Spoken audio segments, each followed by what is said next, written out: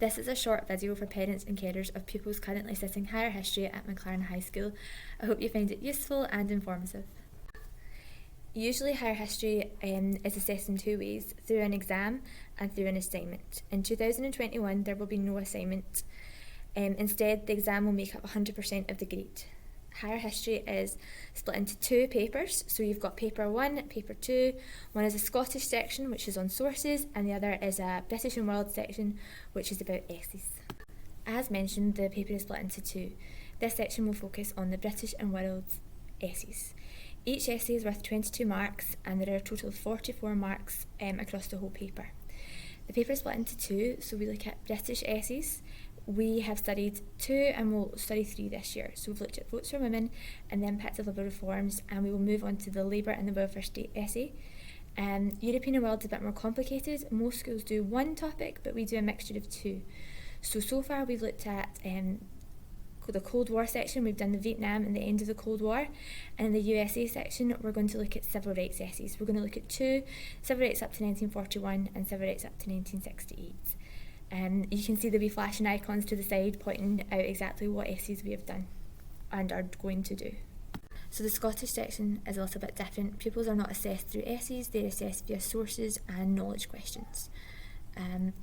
The topic that we do is the impact of the First World War in Scotland. There are 4 main parts to this course. So we look at Scots on the Western Front, the impact of the First World War on Scottish society, the impact of the First World War on the Scottish economy and industry, and the impact of the First World War on Scottish politics. Now there are 4 different questions that pupils will sit in the exam.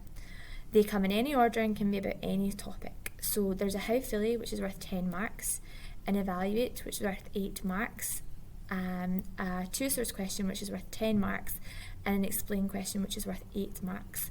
All pupils have been given a how-to guide and a revision booklet to make sure they know all the points. This is just one example of the many different revision tools that we as a history department have made up for our young people. The one that I've included in this video basically shows you the main areas and the subsections that each pupil must know for the exam. We would really encourage them to know all of these off by heart, and if you do want to ask them about them, we would encourage you to do this. Some haven't been taught yet because it is only November, but it would be a good idea to ask them about various different points on this document. So this is an example of the British and European and World exam paper.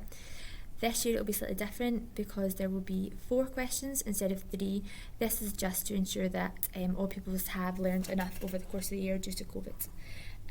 So there's 2 main sections as mentioned, a British section and a European and World section. This is an example of the Scottish paper.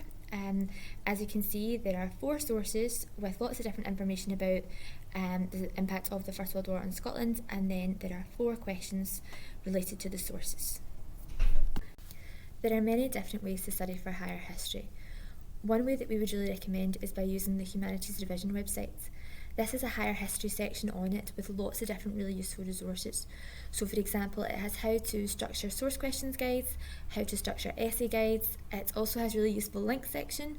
So for example, a link to the SQA past paper website, a link to Education Scotland website. There's also YouTube clips on it just to liven up the experience a wee bit. We would also recommend that pupils look at Google Classroom, go back over the work that was done in class during lockdown in August, because they probably will have forgotten it. One way that we really recommend studying is by doing past paper questions. Miss Mole, Miss Scotland and myself are more than happy to mark any sources and essays that are done by pupils. We would really recommend that they were done under time conditions if possible, but we are more than happy to mark them. So we can take them in via email, via Google Classroom, and if they want to write them on paper, that is also acceptable. We wish pupils good luck in studying and would encourage them to come to supported study, which is running at a variety of times across the week, and they just need to ask their teacher. So good luck, and if you have any questions about higher history, please don't hesitate to contact us. Thank you.